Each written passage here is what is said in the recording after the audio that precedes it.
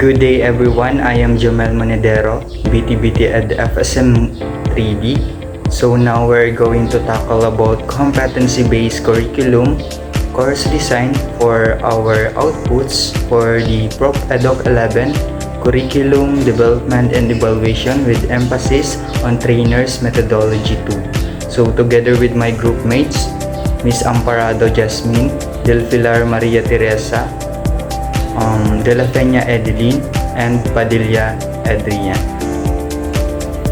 Our qualifications are Carpentry and C2. So in this course designs composed of course titles which are the Carpentry, nominal duration with composed of 160 hours, qualifications level number 2, course description and trainee entry requirements. So the course structure composed also with the basic, common, and core competencies. With the unit of competencies, module titles, learning outcomes, and nominal durations. So other needed in this course design, the assessment method, course delivery, training resources, facilities, qualification of instructor and trainees. In processing and completing this curriculum design for Carpentry and C2, here are the steps on how we complete this curriculum design. In processing and completing these curriculum designs, the first step are we start from selecting the needed qualification which are the Carpentry and C2 superseded. Second, we familiarize what on the training regulations of qualification of Carpentry and C2. Third, we use the template and instructions in the Google Classroom that I uploaded of our instructor, Mr. Don Raymond Bermundo. For the number 4, I come up with assigning my group mates to help and collaborate with this midterm exam. And the fifth one, in section number 3 of training regulation of Carpentry and C2, we transfer all the necessary data needed of these documents for the course designs. Me and my group mates, we make sure all that necessary data in creating the curriculum design are complete and our documents by transferring correctly through training regulations of Carpentry and C2 superseded. Good day everyone, I am Jasmine Amparado. So, how basic and common and core competency were structured?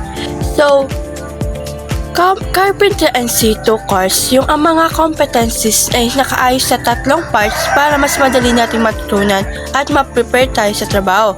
So, una is yung first basic common competency. So, ito yung mga pinaka-fundamental na skills na kailangan mo kahit anong trabaho. Like, paano tayo makikipag-communicate ng maayos sa workplace. Then, paano magiging effective ang team sa basic measuring and calculation. Tapos, syempre, yung ang pinaka-importante naman dito, yung pagiging safe habang nagtatrabaho tayo. Then, yung na second one is the common competency naman. Ito naman yung mga medyo mas specific na construction pero hindi pa rin pulse na carpentry. So dito mas pinalalim yung teamwork skill mo and professional sa trabaho at mas detailed na safety practices para hindi ka sa actual site. Then yung syempre naman ito naman yung main part yung core competency.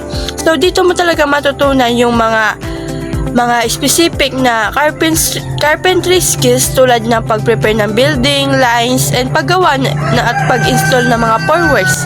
So, yung mga pagtanggal naman ng formworks pagkatapos ng concrete o pag-install ng framing works gaya ng floor joints at wall studs. So, ang structure ng competencies na ito ay para maging step by step na proseso. So, dadaan ka muna sa basic, common, and core. So, para fully ready ka na sa tunay na trabaho bilang carpenter. Kaya, ganun siya nakaayos para connected ang learning mo at hindi ka malito sa proseso. Hi, I'll explain how nominal hours were determined for Carpentry and C2. The nominal hours are divided by competency type. Basic competency have 18 hours, common competency have 24 hours and core competency have 120 hours. Let's make a total of 162 hours. Then, the hours for each of unit are divided based their learning outcomes according to the time needed for the discussion, demonstration, and hands-on practice. This way, trainee can plan and deliver the course efficiently and trainee can complete all competencies within the total nominal hours. And that's how nominal hours are determined. Why assessment methods and course delivery are aligned with CBC principles.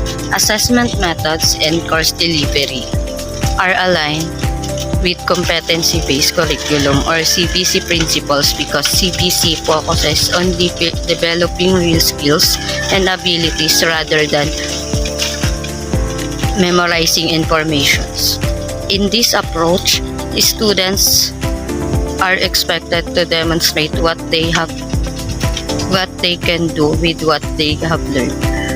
So teaching methods include practical activities, hands-on tasks, group work, and real-life applications.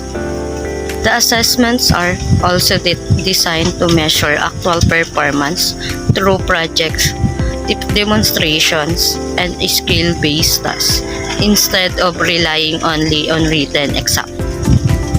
This alignment ensures that what is taught in the classroom matches what is being assessed, making learning more meaningful, practical, and focused on helping students become competent and prepared for real-world situations. Hello, I am Adrian Padilla. Today I will discuss the importance of TR alignment in TBET. TR or Training Regulation serve as the official standard that define the competency, skill, and performance criteria required for specific qualification. Kaya mahalaga ang TR alignment dahil ito ang nagsisigurado ng training program, curriculum at assessment ay nakaayon sa national industry standard.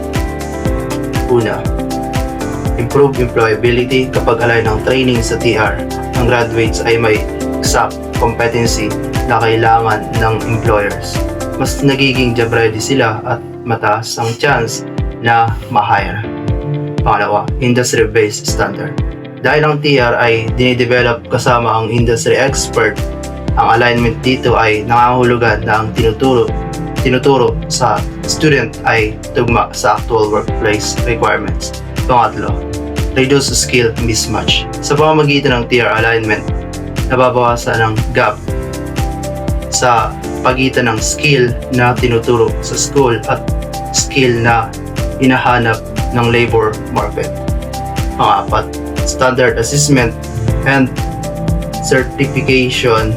Dahil ang competency assessment at national certificate ay nakabase sa TR, mas handa ang trainees kung align ang kanilang training.